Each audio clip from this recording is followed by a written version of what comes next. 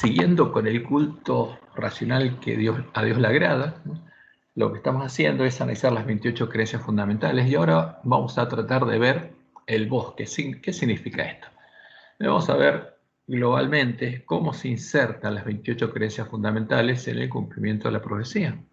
O sea, qué rol cumplen en el cumplimiento de la profecía de lo que Dios dijo que iba a pasar en el mundo y en medio del pueblo adventista. Entonces, cuando analizamos las 28 creencias fundamentales en su conjunto y en su contexto histórico, junto a las declaraciones de nuestros dirigentes y a los hechos que acompañan a la definición de las creencias fundamentales de la Iglesia Adventista, podemos empezar a ver el bosque, podemos empezar a ver que todos estos hechos son parte del cumplimiento de la palabra profética más segura y del desarrollo de un mismo plan. El plan que Dios anunció que el enemigo y su siervo desarrollaría en contra del remanente de su pueblo. El plan que a su vez es una parte esencial de un plan mayor. ¿Y cuál es? El plan divino del dragón para evangelizar, engañar y unir al mundo entero en una misma adoración. La adoración a él, el dragón y a la bestia religiosa. Porque no estamos en un lugar aislados del mundo, estamos en medio del conflicto. Y el pueblo adventista, en este tiempo, está en el centro del conflicto. Como leemos en Apocalipsis 12:9, y fue lanzado fuera el gran dragón, la serpiente antigua que se llama Diablo y Satanás, el cual engaña a quién? Al mundo entero. ¿Qué significa el mundo entero? Todos los hombres, incluyendo al pueblo adventista. Ese es el objetivo de Satanás. Fue arrojado a la tierra y sus ángeles fueron arrojados con él. Entonces, ¿quiénes están trabajando para engañar al mundo entero? Satanás y sus ángeles y sus siervos humanos. Y en Apocalipsis 13, 1 al 4, Juan ve subir del mar a una bestia. Y a esa bestia, que tenía forma de leopardo, tenía patas de oso y bocas de león, y 7 cabezas y 10 cuernos, que es la bestia religiosa, un símbolo de la Gran Babilonia, el dragón le da su poder y su trono y grande autoridad. Y después ve que una de sus cabezas es herida de muerte, una de sus hijas, porque las cabezas de la bestia religiosa son sus hijas, y esa hija es la religión pagana de Roma, que se había disfrazado de iglesia. Pero ¿qué pasa? Pero su herida mortal es sanada, y cuando sana esa herida, se maravilla toda la tierra en pos de la bestia. Y toda es toda. Y toda la tierra adora ¿a quién? Al dragón, que había dado autoridad a la bestia, y adora a la bestia, diciendo, ¿quién como la bestia? ¿Y quién podrá luchar contra ella? Y queda alguien que no lo adore, dice toda la tierra. ¿Cómo lograrían que toda la tierra se maravillara en pos de la bestia y adorara al dragón y adorara a la bestia, a la que el dragón le dio su poder y su trono y grande autoridad? Y como lo dice la profecía, la bestia religiosa, la gran Babilonia, la mujer que adora al dragón, la gran ciudad del dragón, debería darle a beber o de beber del vino del furor su fornicación, de su vino, de sus doctrinas de demonios, a todas las naciones, sin que quedara ningún remanente que no lo haya bebido. No tendría que quedar ningún remanente. Otro ángel, el mensaje del segundo ángel, le siguió diciendo, ha caído Babilonia, la gran ciudad, porque ha hecho beber ¿a quién? A todas. ¿A cuántas? A todas las naciones del vino del furor de su fornicación. ¿Quedó una sin beberla? ¿Quedaría el pueblo adventista sin beber del vino de Babilonia? No, porque como dijo Elena de White, después que Dios separó a su pueblo de las iglesias caídas, el mensaje del segundo ángel se había detenido porque ahora había un pueblo que no lo había bebido. Entonces, ¿cuándo volvería a predicarse el mensaje del segundo ángel? ¿Cuándo caería definitivamente Babilonia? Cuando le diera a beber justamente a esa nación, a ese pueblo, al único que no lo había bebido, del vino del furor de su fornicación. Y esta es la palabra profética más segura. Como dijo Elena hace tiempo, Satanás tiene una gran confederación, su iglesia. Satanás también tiene una iglesia. Cristo le llama la sinagoga de Satanás, porque ahí mora Satanás, porque sus miembros son los hijos del pecado, los miembros de la iglesia de Satanás han estado constantemente trabajando para desechar la ley divina y confundir la distinción entre el bien y el mal. Satanás está trabajando con gran poder en los hijos de desobediencia y por medio de ellos, para exaltar la traición y la apostasía como verdad y lealtad. O sea, ¿para qué? El objetivo que él quiere es que todos reconozcamos a su sinagoga como la verdadera iglesia de Cristo y a él como Cristo. Ese es el objetivo de Satanás.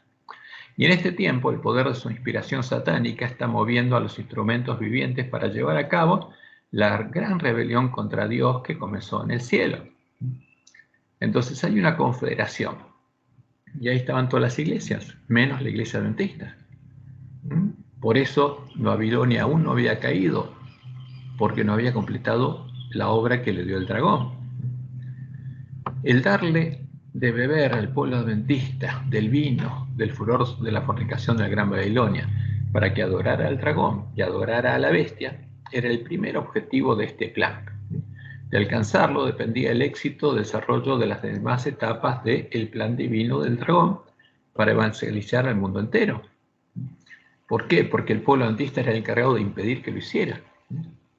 Ahora, si el dragón lograba que incluso el pueblo adventista lo adorara, y tendría el camino abierto. De ese modo, al pueblo adventista, el pueblo llamado a ser el remanente, fiel a Jehová, el Dios de Israel, que debía reparar la brecha y recuperar el conocimiento de la verdad echada por tierra, para ser hechos columnas del templo de Dios y del Cordero, para después llamar al pueblo de Dios a salir de la gran Babilonia y entrar por las puertas del templo y la ciudad de Dios, lograrían convertirlos en colaboradores del plan divino del dragón, uniéndolos a la bestia y el falso profeta, a la sinagoga de Satanás, en la misma adoración, la adoración del dragón, y en el mismo plan divino para la evangelización del mundo.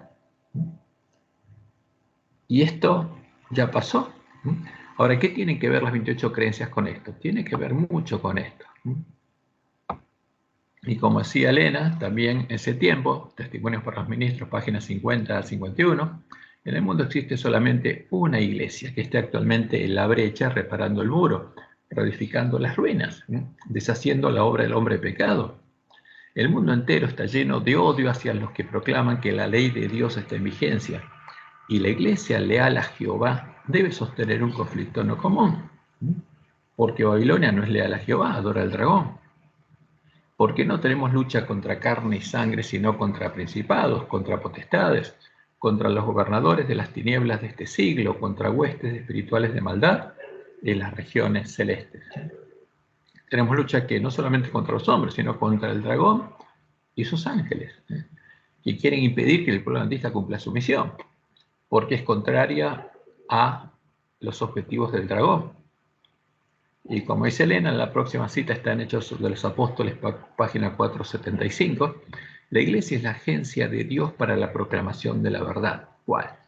Tenía una sola agencia, el pueblo adventista. Y si le es leal y obediente a todos sus mandamientos, habitará en ella la excelencia de la gracia divina. Si manifiesta verdadera fidelidad, si honra al Señor Dios de Israel, no habrá poder capaz de resistirle. ¿Y qué pasaba? Justamente teníamos que llamar al pueblo que está en Babilonia a adorar al Dios verdadero y salir de ahí. Que nada empequeñezca la fuerza de la verdad para este tiempo. La verdad presente ha de ser nuestra preocupación. El mensaje del tercer ángel debe hacer su obra de separar de las iglesias a un pueblo que sostendrá los principios de la verdad eterna. Evangelismo, página 171. Ahora, pero justamente lo que buscaba Satanás es hacer lo contrario. En vez de que el pueblo adventista llame a salir de las iglesias caídas, unirlo a las iglesias caídas. ¿Cómo lograrían darle a beber al pueblo adventista del vino el furor de la fornicación de la Gran Babilonia? Porque eso es lo que anuncia la profecía, es la palabra profética más segura. ¿Y qué harían? ¿Quién lo haría? Los siervos del príncipe de este mundo vendrían a nosotros vestidos de ovejas, disfrazados de adventistas del séptimo día, para hacer esa obra. Del mismo modo en el que antes habían ido a las iglesias protestantes caídas, y filtrándolas para llevar adelante la obra de la contrarreforma, haciéndoles seguir las huellas de Roma en el camino de la apostasía, hasta lograr hacerlas caer en manos de Satanás, porque eso es lo que habían hecho. Ahora, ¿Cuál es el objetivo de la reforma? Porque ese es el objetivo que heredó el pueblo adventista. El pueblo de la Iglesia Reforma tenía un objetivo similar al objetivo del pueblo judío que salió de las tierras de Babilonia para volver a su tierra y reedificar el templo y la ciudad de Jerusalén, que habían sido echados por tierra por Nabucodonosor, el rey de Babilonia. Esta obra se completó los días de Esdras y Nehemías, cuando fue dada la orden para reedificar y habitar nuevamente a Jerusalén, el decreto Artajerjes. Y comenzaron los periodos proféticos justamente con esa orden de las 70 semanas y de las 2300 tardes y mañanas, anunciadas las profecías de Daniel 8 y Daniel 9. Ahora, como ocurrió con el pueblo judío, el pueblo de la Iglesia de la Reforma salió de la Gran Babilonia. Cuando Lutero se dio cuenta de lo que estaba pasando y le empezó a repartir la Biblia a sus hermanos, ese pueblo salió de la Gran Babilonia, llevando sus lámparas en sus manos, buscando deshacerse de los errores de Roma y recuperar el conocimiento de la verdad echada por tierra, buscando encontrar la puerta que Jesús había dejado abierta delante de ellos, para poder entrar por ella, por esa puerta, ¿a dónde? Al lugar donde habitaba el pueblo de la iglesia primitiva. O sea, el pueblo judío tenía que volver a Judea.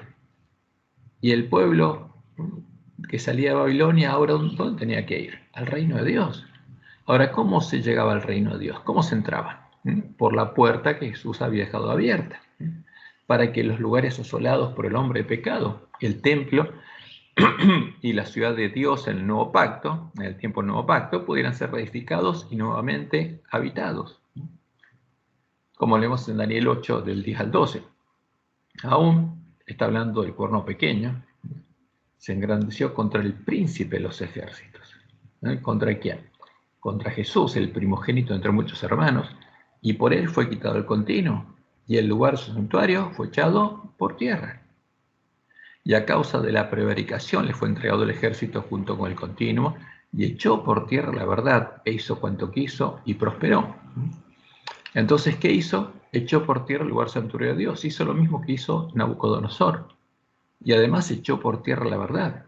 Y se perdió el conocimiento de la verdad. Por eso, Jesús estaba llamando a su pueblo a una obra de reforma, a recuperar el conocimiento de la verdad echada por tierra. Y en el mensaje al ángel de Filadelfia, Jesús le dice, escribe al ángel de la iglesia en Filadelfia. Esto dice el santo, el verdadero. ¿Por qué? Porque en su lugar había sido puesta la abominación desoladora, el falso Jesús, el que le dio al obispo Roma su trono, su poder y su autoridad, que simplemente el dragón le dio su trono, su poder y su autoridad, y Roma lo empezó a llamar Cristo. Y cuando el pueblo sale de Babilonia, el único Jesús que conocía era ese, al que adora el Papa, y al Dios que conocía es el Dios al que adora el Papa. Y no conocía, no había encontrado todavía la puerta abierta. Por eso Jesús dice, esto dice el santo, el verdadero Jesús. El que tiene la llave de David, porque el otro le dio la llave de su reino ¿a quién? Al Papa. El que abre y ninguno cierra, y cierra y ninguno abre. El Papa tiene alguna llave del reino del príncipe de este mundo, pero no del reino de Dios. ¿Y qué nos dice? Yo conozco tus obras, he aquí he puesto delante de ti una puerta abierta, la cual nadie puede cerrar. ¿Puede ser cerrada? No. Y esa puerta seguiría abierta hasta que el pueblo de Dios la encontrara y volviera a entrar por ella al reino de Dios. Porque aunque tienes poca fuerza, eso pasaba con los miembros de la iglesia primitiva, porque no conocían la verdad, no habían recibido el verdadero Espíritu Santo la promesa. Y hasta que no recuperaran el conocimiento de la verdad, no podrían recibirlo. Has guardado mi palabra, porque ahora tenían la Biblia, y no has negado mi nombre. Y aquí dice Jesús, yo entrego de la sinagoga de Satanás. ¿Por qué? Porque había otra puerta, había otro Jesús, y había otro camino, y había otro templo, pero ese templo no era el templo de Dios, era la sinagoga de Satanás. Y aquí yo entrego de la sinagoga de Satanás a los que se dicen ser judíos o cristianos, porque judío es un símbolo de cristiano en las palabras del Nuevo Testamento, a los que se dicen ser judíos y no lo son, sino que mienten. Y de aquí yo haré que vengan y se postren a tus pies y reconozcan que yo te he amado. Y como Dios le mostró en el Juan, hizo ocurrir el tiempo de la sexta plaga. Y va a ocurrir, ¿por qué?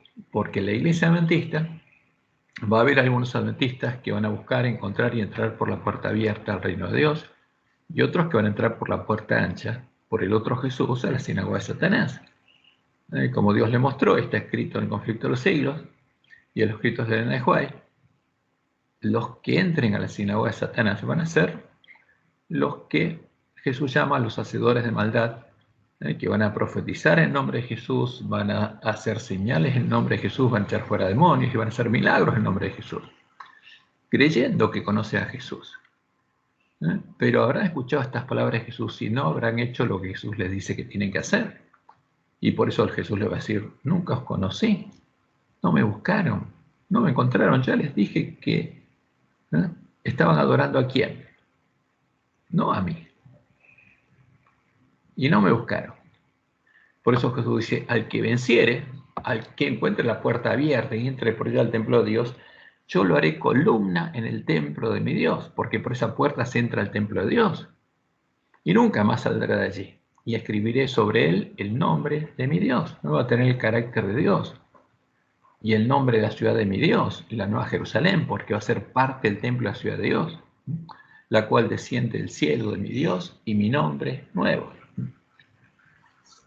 Esa es la obra que tendría que completar el pueblo adventista, o sea, recuperar el conocimiento de la verdad, justamente.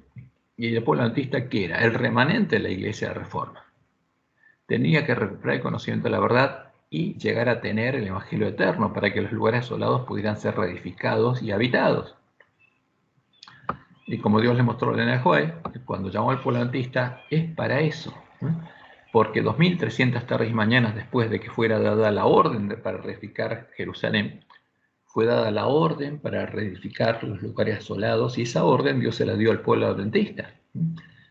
Y ella dice lo siguiente, Primeros Escritos, página 65, el Papa hizo una brecha en la santa ley de Dios, pero vi que había llegado ya plenamente el tiempo. ¿Cuándo? En 1844. En que esta brecha tiene que ser reparada por el pueblo de Dios y los lugares asolados han de ser reedificados. O sea, cuando el pueblo adventista conozca la verdad, los lugares asolados van a ser reedificados. El pueblo adventista va a recibir el mismo Espíritu Santo de la promesa que recibieron los primeros cristianos, y van a ser hechos parte del templo de Dios. Y van a ser parte del pueblo que conoce a su Dios. Y esa luz se va a volver a encender en la tierra. Y ese pueblo va a predicar de nuevo el verdadero evangelio. Y por eso, como dice Apocalipsis 14, 6 y 7, esto es una profecía que se cumpliría cuando el pueblo adventista recuperara el conocimiento de la verdad, cuando tuviera de nuevo el evangelio eterno. Vi volar por el medio del cielo a otro ángel, que no es el ángel de Filadelfia ni el de Esmirna. Ni quién, ni tampoco es el ángel de la Odisea. ¿Quién es este? El que tiene el evangelio eterno. Es el pueblo adventista cuando recuperara el evangelio eterno y fuera a hacer la obra que Dios le dio a sus siervos fieles. Vi volar por el medio del cielo a otro ángel que tenía el evangelio eterno. Esa es la diferencia. El pueblo adventista no lo tenía. Tenía que buscar y encontrar la verdad. Pero la profecía es clara. Habría un ángel que tendría el evangelio eterno. ¿Y lo tendría para qué? Para predicarlo a los moradores de la tierra primero. Porque este es el ángel que tiene que profetizar de nuevo. Y después a toda nación, tribu, lengua y pueblo, diciendo a gran voz, temed ¿a quién? Al Dios verdadero, a Jehová, y dadle gloria, porque la hora de su juicio ha llegado. Y adorad a aquel que hizo el cielo y la tierra, el mar y las fuentes de las aguas. Es el mensaje de Elías. Y este es el sonido de trompeta que se escucharía en medio del pueblo de Dios en el antitipo del día 1 del mes 7, en la fiesta de las trompetas. Porque las fiestas solemnes de Jehová se tendrá que cumplir, y ya se cumplió las fiestas justamente de primavera en el tiempo de Jesús, la Pascua, Pentecostés, las primicias, y los discípulos que entraron justamente en Pentecostés al reino de Dios, empezaron a comer justamente la cena preparada por Dios. Panes sin levadura, con hierbas amargas, y al cordero que tenían que comer para ser transformados a la imagen de Jesús. Y En el día primero, el mes 7, sería el antitipo de la fiesta de las trompetas, cuando en medio del pueblo adventista se escuchara la trompeta, porque este mensaje indicaría, le avisaría al pueblo remanente que en el antitipo del día 9 del mes 7, a la puesta del sol del día 9 del mes 7, sería quitado el continuo. ¿Por qué? Porque llegaría el día de la expiación, el día del juicio y la expiación, para el pueblo de Dios que vive en el tiempo de la última generación. Por eso el mensaje del primer ángel es el mensaje que le avisa al pueblo de Dios que se prepare, porque es la última generación. ¿Por qué? Porque veríamos la señal de los tiempos que nos dirían que esa es la última generación y habría que predicarle al pueblo adventista. Justamente, ¿qué está pasando? ¿Qué señales hay que nos indican que somos la última generación y que tenemos que prepararnos? Porque en el día y la hora que no sabemos,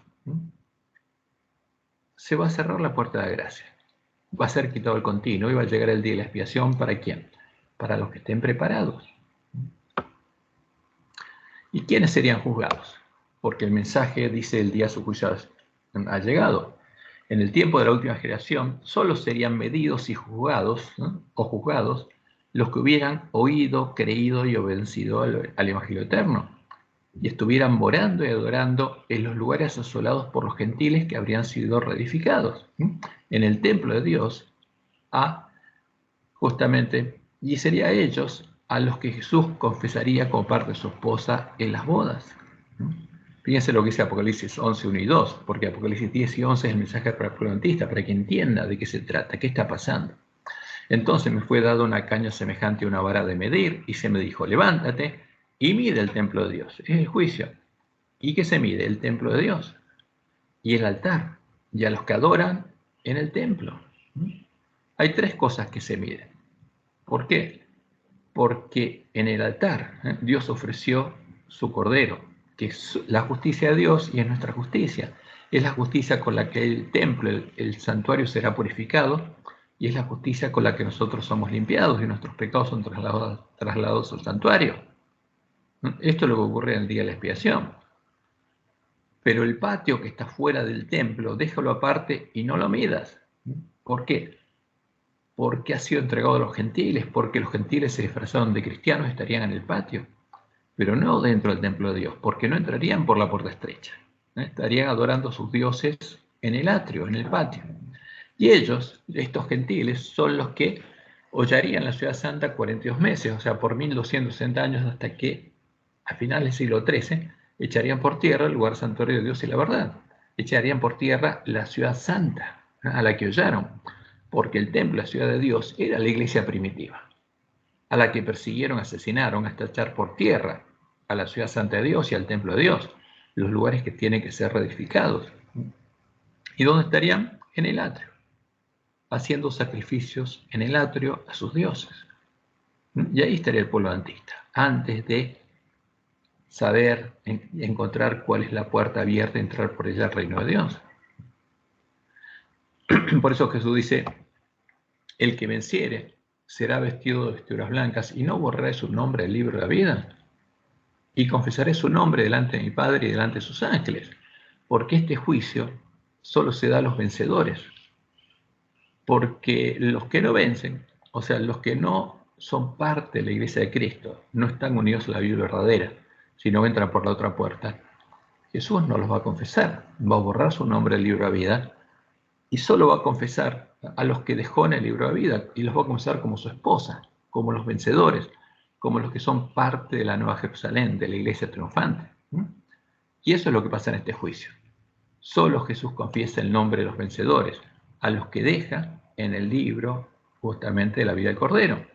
Y los que quedan escritos ahí, esos nombres que quedan escritos ahí, son los que son parte de su esposa. ¿Y por quiénes serían habitados el templo, la ciudad de Dios, la Nueva Jerusalén, cuando fueran reedificados? Y nosotros sabemos, los adventistas tendríamos que saberlo. En primer lugar, por los 144.000 sellados del pueblo adventista, que serían hechos columnas en el templo de Dios. Los entendidos que nuevamente conocerían a su Dios e irían con el Cordero a la última batalla del plan de redención, la batalla de Armagedón. E irían a predicar el fuerte pregón del mensaje del tercer ángel. ¿A quién? Al pueblo que todavía no oyó cuál es la verdad. pero primero ya se le habrían predicado a sus hermanos. Y muchos no habrían querido entrar por la puerta abierta. Por eso en la iglesia adventista habrían crecido juntos el trigo y la cizaña. Y luego, ¿quién entraría al templo de Dios, la ciudad de Dios? La gran multitud que al comenzar el año del jubileo y tocarse la trompeta en todo el mundo, porque fíjense algo interesante, en el año del jubileo, al llegar el día de la expiación, en el día 10, después que el santuario es purificado, empieza a sonar la trompeta, que anuncia que comenzó el año del jubileo y que cada uno puede ser libre y volver a su tierra. Y ahí esa es la trompeta que tiene que empezar a tocar el pueblo adventista. Ya no es la trompeta de la fiesta de las trompetas, esta es la trompeta del año del jubileo, la trompeta que se predica en el día de la batalla. Y lo tiene que predicar en todo el mundo, durante la última batalla del plan de redención. Y ahí la gran multitud del pueblo que está en Babilonia oirá el llamado de Dios a salir de la gran Babilonia, la ciudad del dragón. ¿Por qué dónde estaría? ¿En la ciudad de Dios o en la ciudad del dragón? En la ciudad del dragón. Y después de salir tendrían que correr a Jerusalén y entrar por las puertas de su templo y su ciudad, a los lugares que ya habrían sido reedificados, para poder comer el fruto del árbol de la vida y beber del agua de la vida gratuitamente. Y también llegar a ser parte de la esposa del Cordero. ¿Por qué? Porque los obreros de la hora undécima van a recibir la misma recompensa que los obreros de la hora primera y de la hora décima. Porque los de la hora décima, ¿quiénes son? Los 144.000. Y los de la hora undécima, la gran multitud que sale de la gran Babilonia. Por eso en Apocalipsis 18 leemos el mensaje que se va a predicar ahí. Después de esto vi a otro ángel descender del cielo con gran poder, y la tierra fue alumbrada con su gloria. ¿Por qué? Porque la gloria de Dios se estaría viendo sobre su pueblo, porque esta es la gloria que le daría la lluvia tardía al pueblo de Dios. Y clamó con voz potente diciendo: ha caído la gran Babilonia. Y vamos a tener que predicarlo. ¿Quién es la Babilonia y por qué cayó? Y se ha hecho habitación de demonios y guarida de todo espíritu inmundo y albergue de toda ave inmunda y aborrecible. Porque todas las naciones han bebido del vino el furor de su fornicación, y los reyes de la tierra han fornicado con ella, y los mercaderes de la tierra se han enriquecido de la potencia de sus deleites. ¿Quiénes son los mercaderes de la tierra? Los mercenarios, que hacen cosas por plata. Y oí otra voz del cielo que decía: salid de ella, pueblo mío, para que no seáis partícipes de sus pecados ni recibáis parte de sus plagas.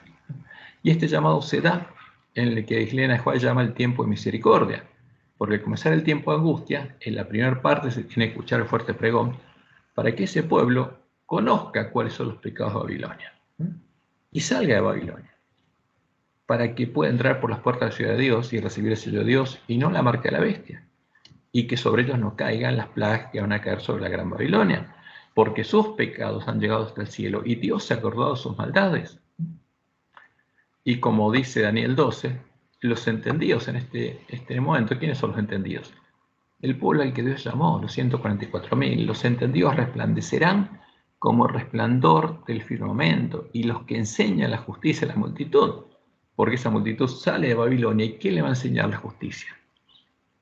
Los 144.000 sellados, como las estrellas a perpetua eternidad. Pero tú, Daniel, Dios le dice a Daniel, cierra las palabras y sella el libro hasta el tiempo del fin, porque sería abierto al tiempo del fin. ¿Y qué pasaría? Muchos de los que aprendieran la justicia correrían de aquí, ¿de dónde? De Babilonia, para allá, para Jerusalén, porque Daniel estaba en Babilonia. Ese era el tipo. Muchos correrán de aquí para allá, y la ciencia, su conocimiento aumentará. También llegarán a ser parte del pueblo que conoce a su Dios. Y en Apocalipsis nosotros escuchamos las palabras de Jesús. Apocalipsis 22, 14 y 17. Bienaventurados los que lavan sus ropas, para tener derecho al árbol de la vida. El que lava sus ropas puede entrar por las puertas de la ciudad de Dios y el templo de Dios y comer, ¿qué cosa? El fruto del árbol de la vida, para tener vida eterna. ¿Y cuál es ese fruto? Es Jesús. Y para entrar por las puertas en la ciudad. Ahora, ¿y quién va a llamar al pueblo que está en Babilonia? El espíritu y la esposa. ¿Y por qué es esposa? Porque Jesús ya confesó el nombre de los 144.000 en las bodas. ya es parte de su esposa. Y el espíritu y la esposa dicen, ven. ¿A quién? Al pueblo que está en Babilonia. Y el que oye y cree, tiene que unirse al llamado del espíritu y la esposa y decir, ven. Él tiene que convertirse en el obrero de la hora 11. Y el que tiene sed, venga. Y el que quiera, tome del agua de la vida gratuitamente, porque es gratis. Y ese es el llamado de Dios al pueblo que está en Babilonia, para que pueda recibir su bendición y ser hecho parte del templo y la ciudad de Dios y llegar a tener la vida eterna. Como dice Juan, el que tiene al Hijo, al verdadero Hijo, al verdadero Jesús, tiene la vida. El que no tiene al Hijo, no tiene la vida. Y como Dios le mostró a Daniel, muchos que están en Babilonia serán limpios, emblanquecidos y purificados. Pero los impíos, ¿quiénes son los impíos? No es el pueblo que está en Babilonia, que no conoce la verdad. Los impíos son los impíos del pueblo adventista, a los que se le habrá cerrado la puerta y no habrán querido entrar. Los impíos procederán impíamente, porque el pueblo adventista estará separado en dos grupos. Los que van a ser el especial tesoro de Jehová en el día que él actúe, y los otros, que ya estarán en manos del príncipe de este mundo y van a ser el especial tesoro de ¿quién? Del príncipe de este mundo, porque ya el destino de ellos está definido para siempre. Y los impíos, que van a ser habitación de demonios, parte de la sinagoga de Satanás, y que después, en la sexta plaga, van a abrir los ojos y se van a dar cuenta de lo que hicieron y van a confesar que Dios amaba a los entendidos, van a proceder impíamente. Y ninguno de los impíos entenderá, porque a ellos les fue quitado el continuo ya, pero los entendidos comprenderán. Y esa es la diferencia. Por eso el momento, como dice la White, Daniel 12 es una advertencia que tenemos que oír a tiempo, ahora, porque en el tiempo del fuerte pregón, en el tiempo de angustia, ninguno de los impíos comprenderá ni podrá ser salvo, porque habrá rechazado la verdad en el tiempo de su llamamiento, en el tiempo de su visitación. Y esto es importante para nosotros, porque entender esto es lo que nos abre los ojos y evita que seamos engañados. Y estas son las etapas de desarrollo de la misión del pueblo adventista. O sea, en 1844, cuando se cumplieron las 2300 tardes y mañanas desde que se dio la orden para reedificar a Jerusalén, fue dada la orden, el antítipo, para reedificar los lugares asolados aquí en el pueblo adventista. Y ahí empezó el tiempo de restaurar los lugares asolados. Un periodo que no tiene un tiempo definido, porque a partir de ese momento el tiempo no sería más.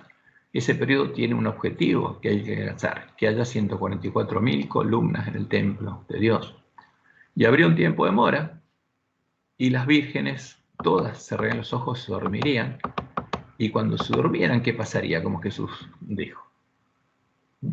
Entraría el enemigo y sembraría la cizaña. ¿Para qué? Para impedir que el pueblo de Dios cumpla su misión, para que no repare la brecha hecha por el Papa a la santa ley de Dios, y para lograr el objetivo que ellos tienen, unirlo a la bestia del falso profeta.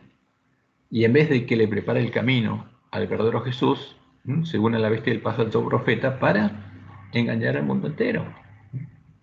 Ahora, pero ese pueblo sería despertado y vería brotar las hojas de la higuera, vería las señales que le indicarían que la nuestra es la última generación, y ese pueblo empezaría a ser despertado por los siervos fieles, que clamarían a Dios y buscarían, encontrarían la puerta abierta, tendrían el evangelio de terror y empezarían a predicarlo, y ahí se escucharía el clamor de medianoche, y ahí serían reedificados los lugares asolados.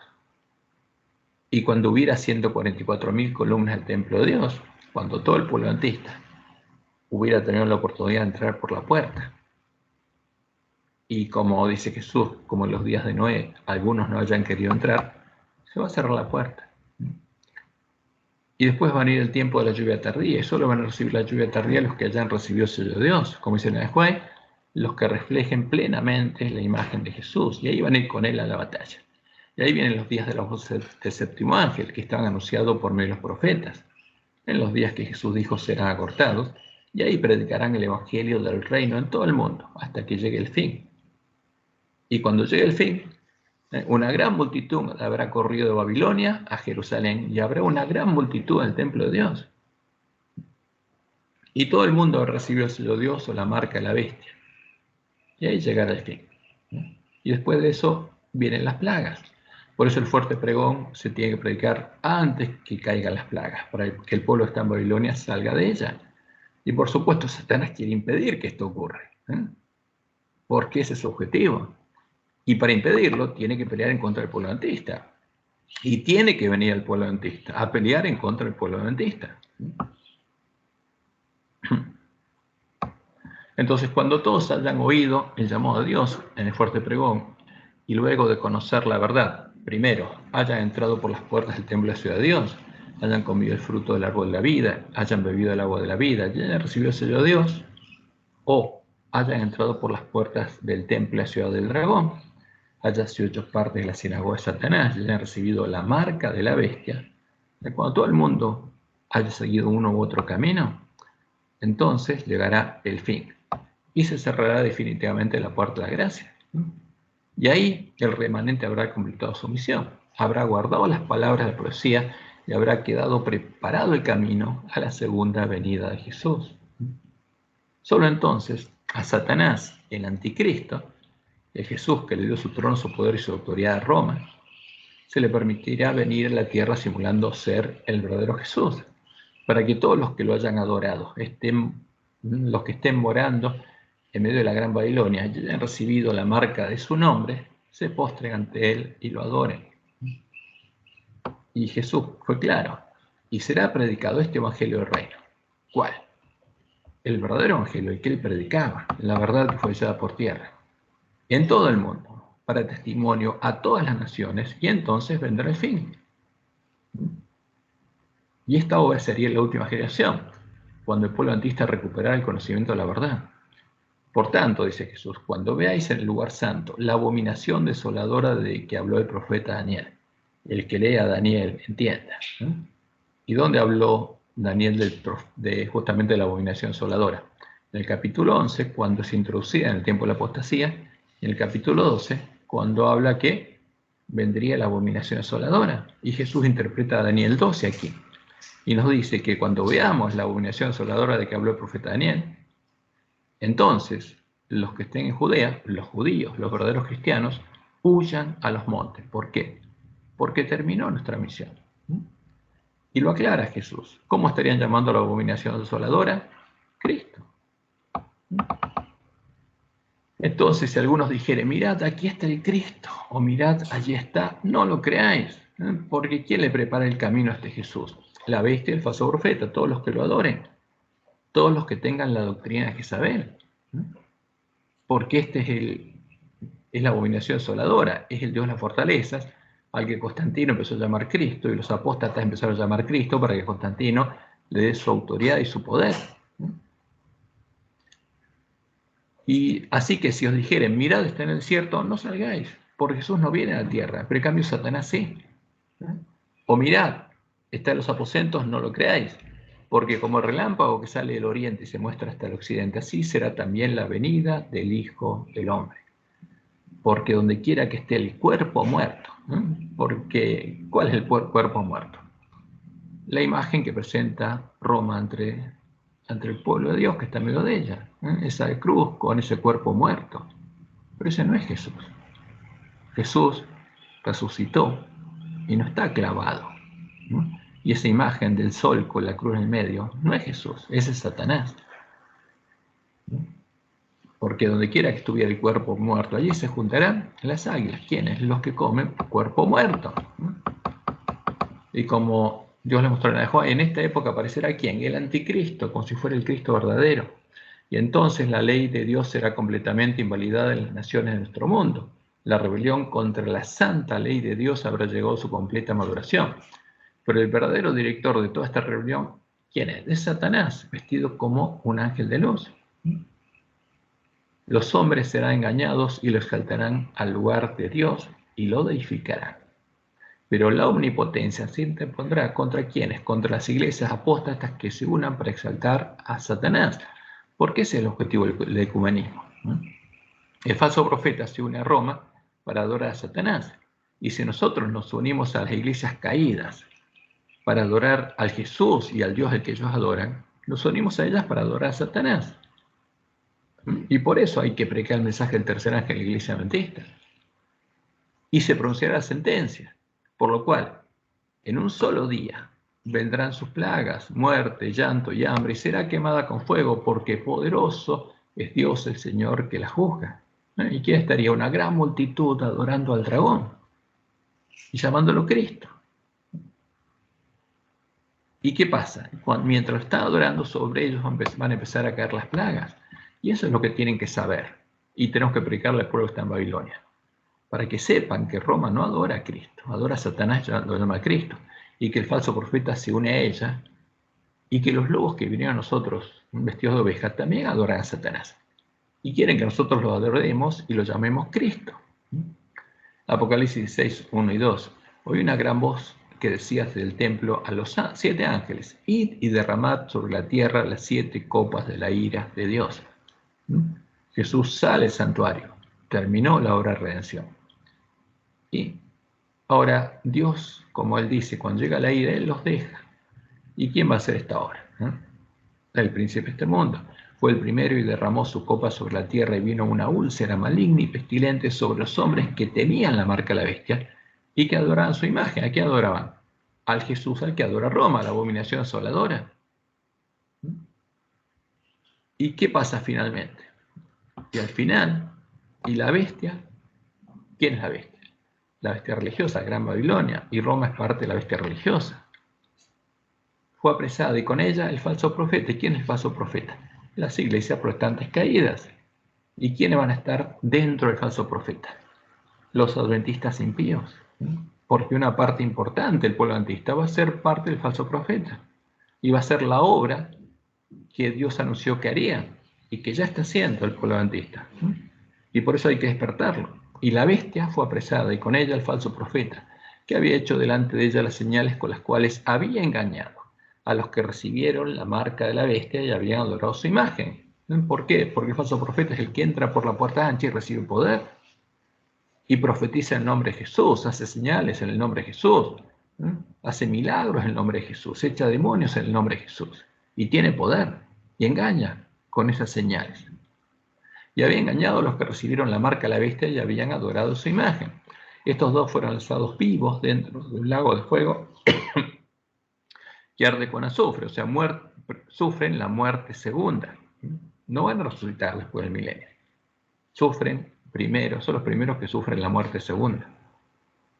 ¿Por qué? Porque cuando Dios resucite a los que ellos asesinaron y se den cuenta de lo que pasó, van a confesar justamente ante el pueblo de Dios que Dios los amaba. Y no es necesario que resuciten, porque ellos ya saben por qué van a ser echados en el lago de fuego. En cambio, los otros impíos no lo saben. Pero ellos sufren la muerte segunda. Ahora, esto es lo que va a pasar. Y esto le ha sentido la misión al pueblo adventista. El pueblo adventista es el que tiene que predicar esto, tiene que saberlo. Tiene que saber que Roma adora a Satanás y lo llama Jesús. Y tiene que saber que el falso profeta se une a Roma para hacer lo mismo. Y tiene que saber que los lobos vestidos de ovejas vendrían a nosotros para unirnos a la misma confederación. Porque ese es el objetivo de la contrarreforma. A ver, ¿cómo podemos definir fácilmente cuál es el objetivo de la contrarreforma? El objetivo de la contrarreforma es parte del plan global del dragón, que tiene muchas ramas, y es la misión que el dragón le dio a sus siervos. Justamente, ¿cuál es el objetivo que tienen que alcanzar los lobos vestidos de oveja? Transformar a la iglesia de la reforma en el falso profeta del Apocalipsis. Ese es el objetivo. Transformar a las iglesias que salieron de Roma buscando encontrar la puerta abierta, buscando conocer cuál es la verdad, para llegar a ser parte del pueblo que conoce a su Dios. ¿En qué? En el falso profeta del Apocalipsis. Eso es lo que logra. ¿Y qué hace el falso profeta del Apocalipsis? Se une a la bestia para adorar al dragón. Tiene que transformar a la iglesia de reforma en una iglesia que lo adoraría a él, al dragón.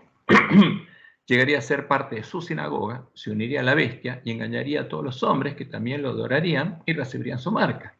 ¿Y cómo los engañaría? Con las señales que haría delante de la bestia. Y este es un tema muy claro y es un tema muy delicado, porque esa es la misión de los lobos que vi a nosotros vestidos de oveja. como leemos en Apocalipsis 13 y 14. También hace grandes señales, de tal manera que aún hace descender fuego del cielo a la tierra delante de los hombres. ¿Por qué? Porque es la batalla de Armagedón, ¿no? Y es la repetición de la lucha entre ¿quién? Entre Elías y los profetas de Baal. Y Dios nos avisa que en el tiempo de Elías, los profetas de Baal no pudieron acercar fuego del cielo. Pero este tiempo, ¿qué va a hacer? ¿Qué van a hacer el falso profeta? Van a hacer descender fuego del cielo a la tierra ante los hombres, para que crean que ellos son los profetas del Dios verdadero y predican la verdad. Y por eso van a engañar a los moradores de la tierra con las señales que se le ha permitido hacer en presencia de la bestia, mandando a los moradores de la tierra que le hagan imagen a la bestia que tiene la herida de espada y vivió. Entonces, cuidado con esto. Cuidado con creer las señales y milagros, porque la verdadera fe viene por el oír y el oír por la palabra de Dios. La fe y la certeza de lo que se espera. ¿Por qué lo esperamos? Por haber creído a la palabra de Dios, a la promesa de Dios. La fe y la certeza de lo que se espera, la convicción de lo que no se ve. El que se deja engañar y guiar, ¿por qué? Por cosas que ve, por milagros, va a ser engañado fácilmente. ¿Cuál sería el plan y la estrategia que desarrollarían para alcanzar este objetivo? Y como Jesús lo anunció, los siervos del dragón se vestirían de ovejas, se infiltrarían en medio de las verdaderas ovejas y buscarían corromperlas, corrompiendo a los hijos de los miembros de la Iglesia de Reforma, haciéndoles seguir el camino que había seguido Roma, el camino a la apostasía. Y eso ya pasó, por eso Elena lo refleja en el conflicto de los siglos, refleja lo que había pasado con los jesuitas cuando se infiltraron en medio de la Iglesia de Reforma. Conflicto de los siglos, página 249.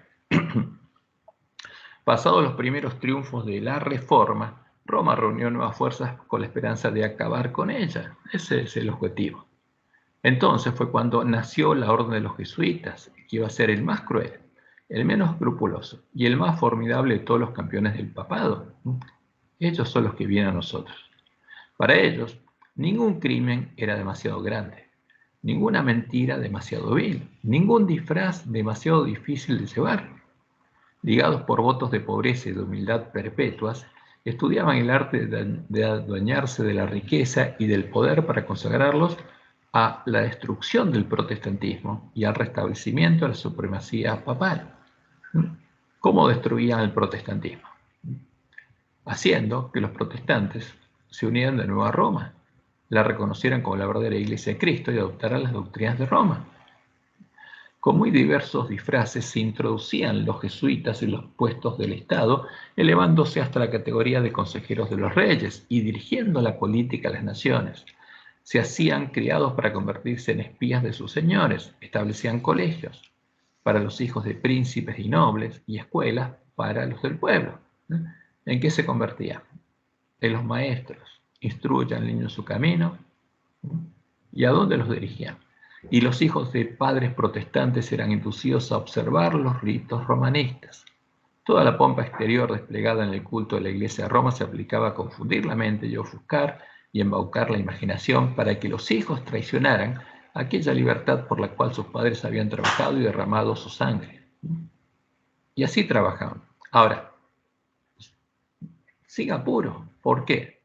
Porque sabían que a los padres no los podría convencer y empezaban a trabajar con los hijos. Entonces, y se demoraron, no una generación, varias generaciones, pero lograron su objetivo.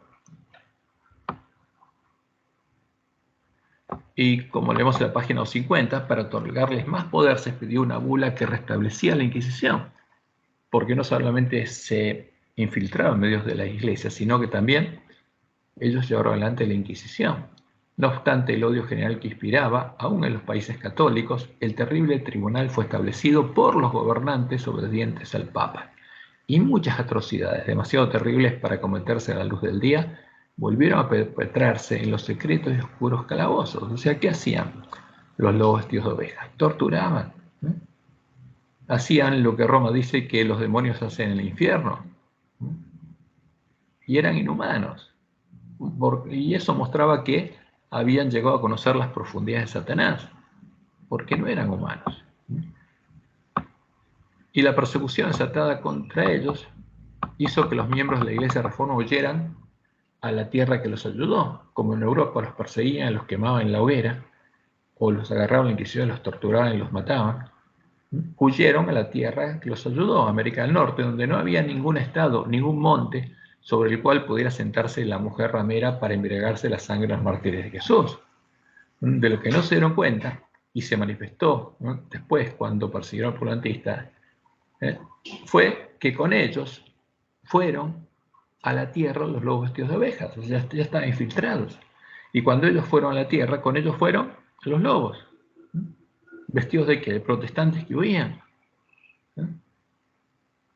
Y estos lobos le estaban haciendo que estas iglesias siguieran el camino de la apostasía que habían seguido los apóstoles de la iglesia primitiva, e hicieron que esas iglesias cayeran y quedaran en manos de Satanás.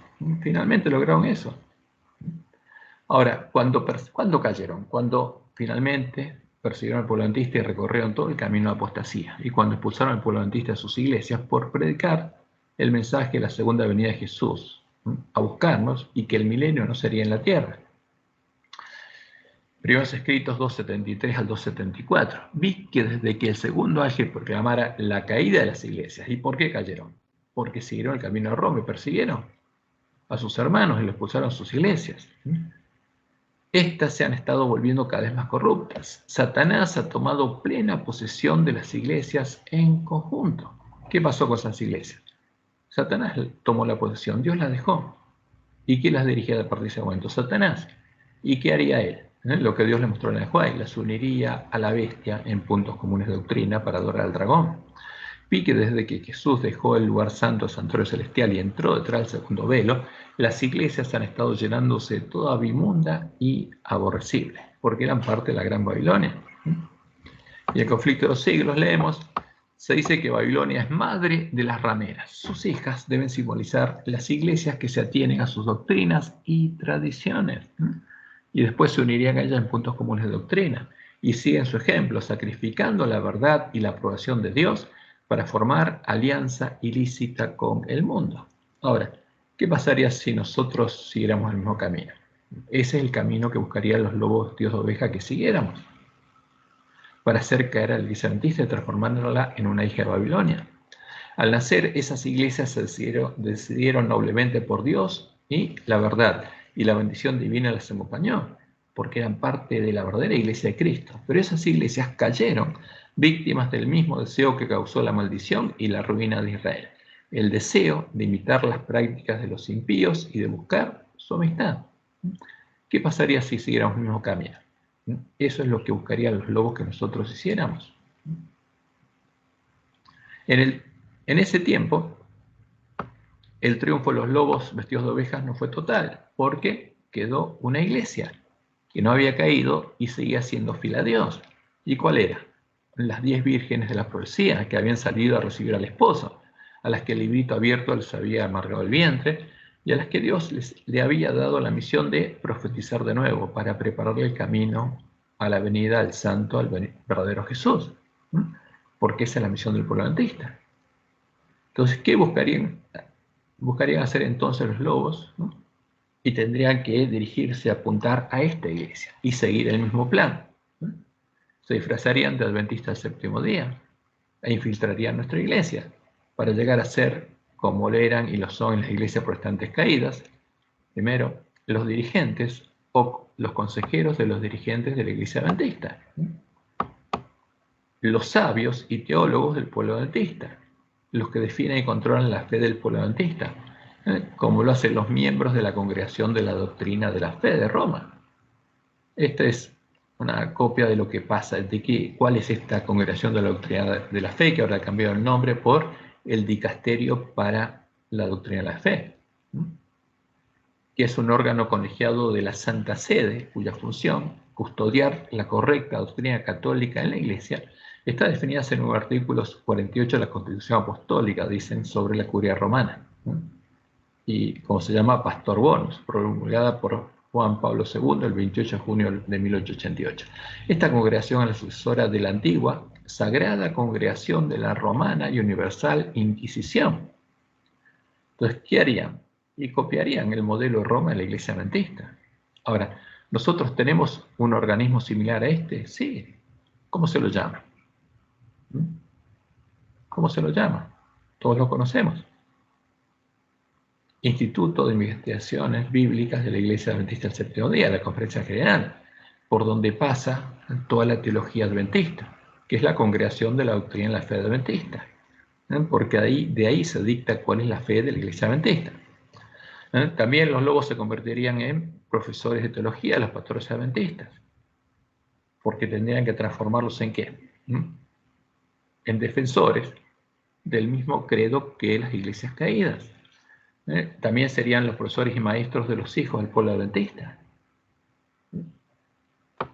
Y también serían pastores nuestros. Y serían los redactores, pero principalmente ellos se dedicarían a estos puestos, como Dios les mostró en el Juárez. Serían los redactores de las publicaciones del pueblo adventista, como el folleto con las lecciones de la escuela sabática. ¿Por qué? Porque ellos son encargados de la doctrina de la fe del pueblo adventista. Eso es lo que buscarían. Ser ellos los que definen la fe del pueblo adventista.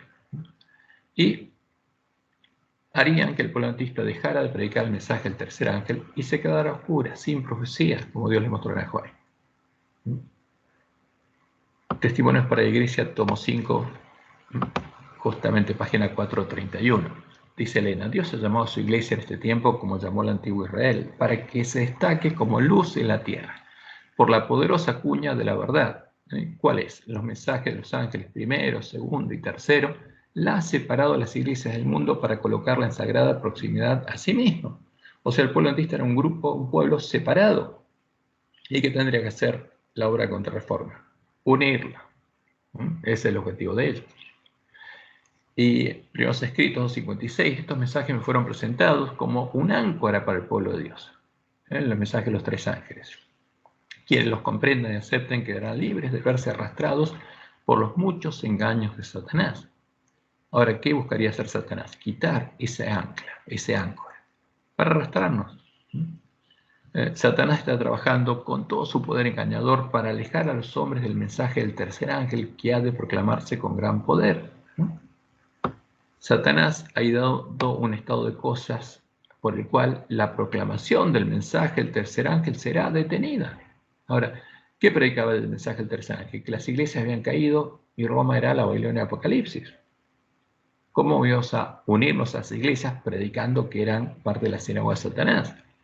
Había que detener esa proclamación y predicar otra cosa. Dice Elena, debemos precavernos de sus planes y métodos. No debe suavizarse el tono de la verdad.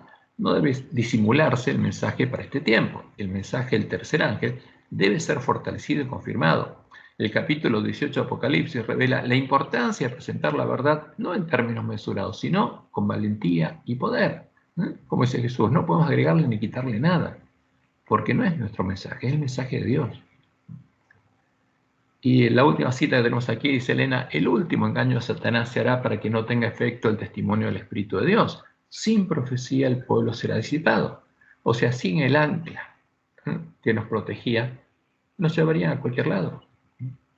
Satanás trabajará hábilmente en diferentes formas y mediante diferentes instrumentos para perturbar la confianza del pueblo remanente de Dios en el testimonio verdadero. Ahora, pasó esto, tendría que haber hechos muy claros que nos mostraran que esto es así.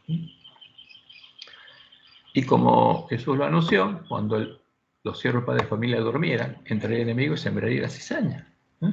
Por eso es la obra de los lobos, sembrar la semilla de la cizaña y poner delante nuestro la puerta ancha y el camino espacioso que lleva a la perdición, para que el pueblo adventista llegara a tener la fe ecuménica que uniría la bestia y el falso profeta, para que junto a ellos el pueblo adventista adorara al dragón y se convirtiera en un falso profeta y entrara por la puerta ancha y llegara a conocer las profundidades de Satanás. Dice Elena, y esto es el último mensaje que dio estando internada en el hospital, el mensaje número 1 en 1915. Os digo ahora que cuando yo sea consignada al descanso, sucederán grandes cambios, porque mientras ella estaba viva, Satanás no podía actuar tan fácilmente. No sé cuándo seré tomada y se va a amonestar a todos contra los medios que usa el diablo. quiero que la gente sepa que los he amonestado cabalmente antes de mi muerte. No sé qué cambios específicos tendrán lugar, pero deben vigilar todo pecado concebible que Satanás trate de inmortalizar. Y él sabía lo que pasaría. Tercer tomo, Mensajes Selectos, página 454. Habrá aún entre nosotros mercenarios y lobos con piel de oveja. ¿Quiénes son los lobos con piel de oveja? Los jesuitas, que no vienen por plata, sino porque vienen a lograr un objetivo. ¿Y quiénes serían los mercenarios? Los que en Balaam hicieran la obra por plata. Habrá aún entre nosotros mercenarios y lobos con piel de oveja que tratarán de persuadir al rebaño de Dios a que ofrezca sacrificio a otros dioses antes que a Dios. ¿A dónde se llevaría el pueblo antista? A adorar a los dioses de Babilonia. Antes que la hora de la apostasía desarrolle al máximo, porque esto pasaría en el tiempo de la apostasía omega, habrá una confusión de la fe. No habrá ideas claras y definidas concernientes al misterio de Dios. Una verdad tras otra será corrompida. O sea, lo poco que el pueblo antista había llegado a entender en la Biblia sobre el misterio de Dios que lo separaba de las iglesias caídas, sería corrompido ¿para qué? Para unirla a las iglesias caídas. Y los lobos tendrían que hacer que el pueblo adventista siguiera el camino de la apostasía, el camino que siguieron todas las iglesias caídas, para que también la iglesia adventista cayera y Satanás pudiera tomar plena posesión de ella, porque ese es el objetivo de Satanás. Ahora, y lo que no saben muchos del pueblo adventista es que va a llegar un momento en que Satanás va a tomar posesión de una parte del pueblo adventista.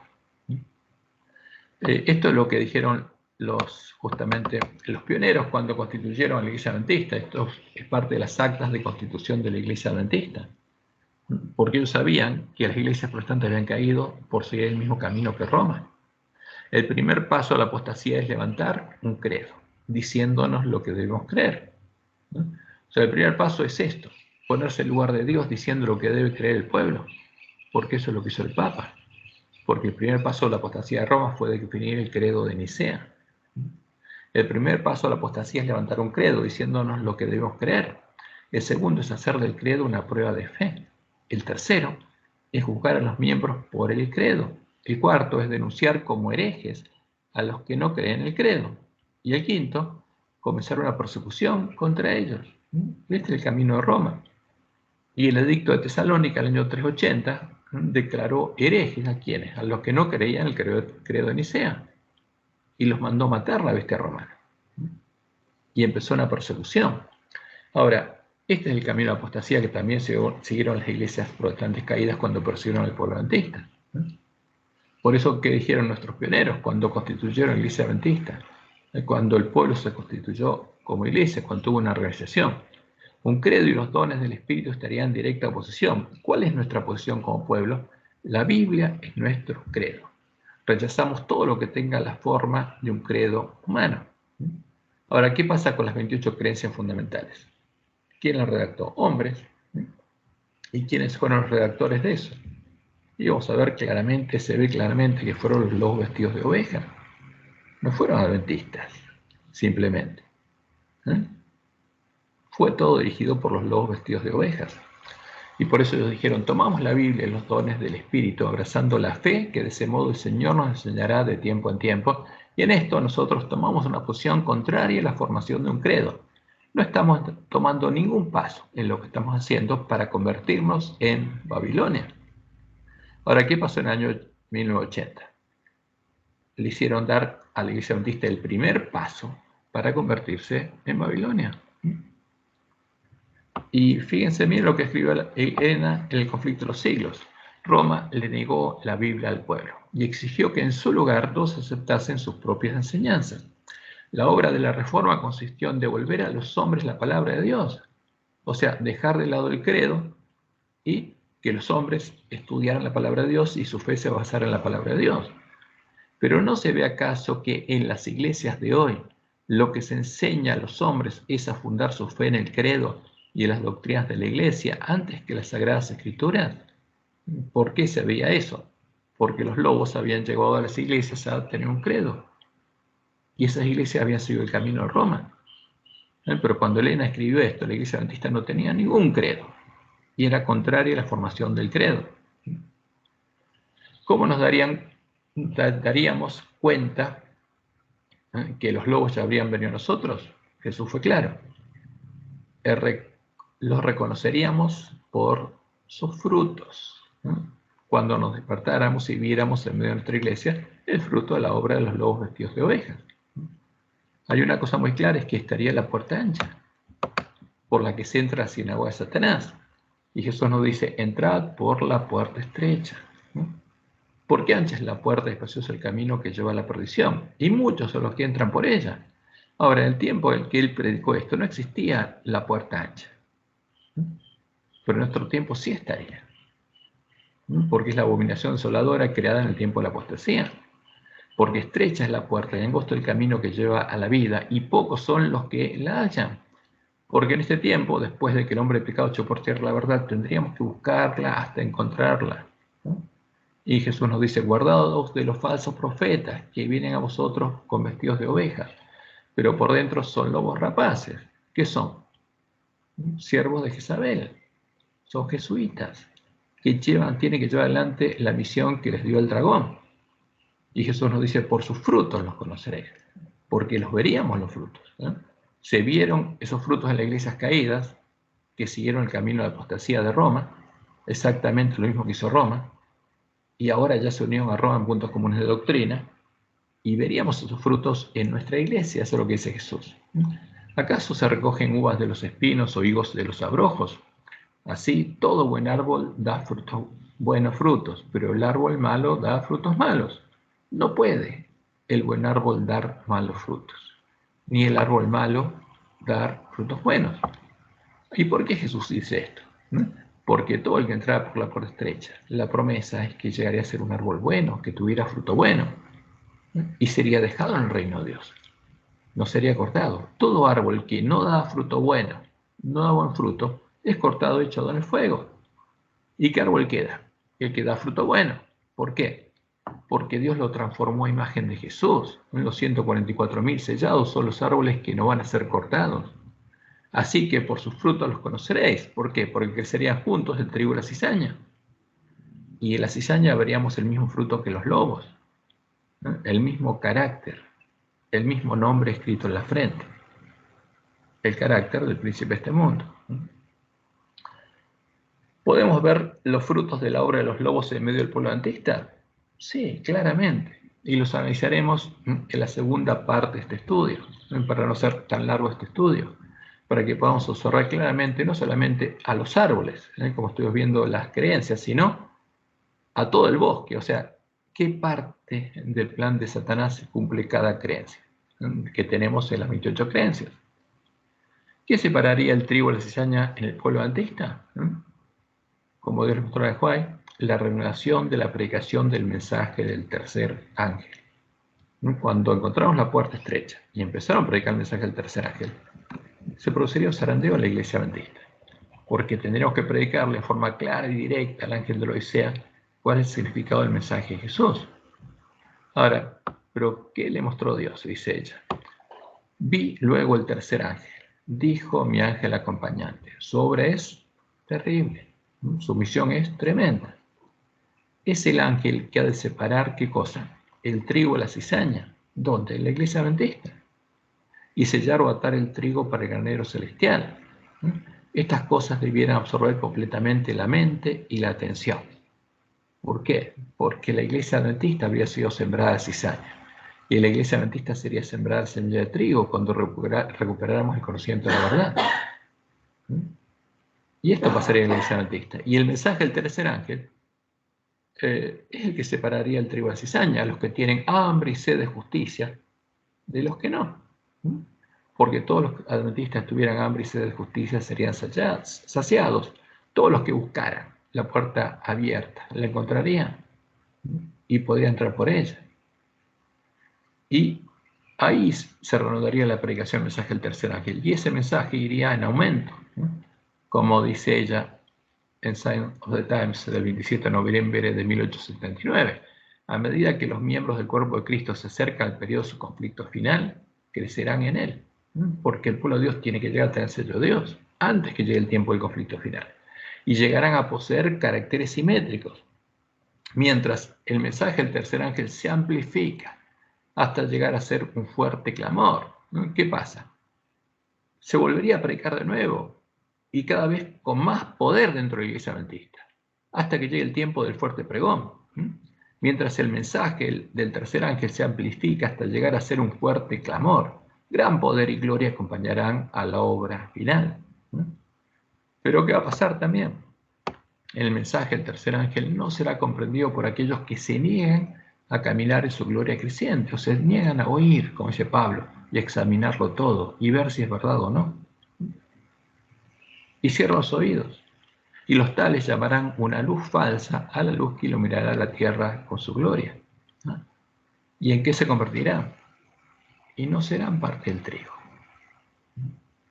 porque no aceptarán el evangelio eterno, y no entrarán por la puerta estrecha. Y esto es triste. Pero el pueblo adventista tiene que entender todo lo que Dios nos reveló para que lo sepa y a tiempo, para que todo aquel que tenga hambre y sed de justicia pueda buscar y encontrar la verdad. Y como los bereanos, no le crea a ningún hombre, ¿no? Porque como Dios dice, maldito el hombre, confía en el hombre y pone carne por su brazo, sino que solamente confíe en Jehová. Y compruebe, como los bereanos, si las cosas que cualquier hermano dice son así o no son así, y nunca menosprecie la profecía. Como dice Pablo, escuchadlo todo, retened lo bueno, porque nuestra vida depende de hacer eso. Y el próximo estudio vamos a terminar de ver globalmente esto, cómo se integra todo. Porque todas las piezas que vemos y estuvimos viendo son partes del mismo rompecabezas, y cuando las unimos y vemos el bosque, nos queda una clara visión de lo que está sucediendo en nuestra iglesia y en el mundo. Que Jehová los bendiga y los guarde y los guíe a toda verdad, y que tengan una bendecida semana. Aquí todavía no se puso el sol y en la mayoría de los países donde están ustedes tampoco. Todavía aquí falta un poquito, así que no vamos a cantar, no vamos a pedir asado porque todavía falta, pero que tengan una bendecida semana y sean guiados por Dios a toda verdad. Que Jehová los bendiga y los guarde. Bueno, el sábado que viene, me hace acordar mi esposa, es cuando vamos a terminar de ver el bosque y vamos a completar este estudio justamente del culto racional que a Dios le agrada. Y si hay alguna pregunta, después la podemos contestar, por supuesto, pero lo importante es que entiendan todas las cosas que estuvimos viendo porque son parte de un mismo, digamos, un rompecabezas, de lo que tenemos que mostrar y entender para ver claramente qué está pasando en medio del pueblo adventista y en el mundo.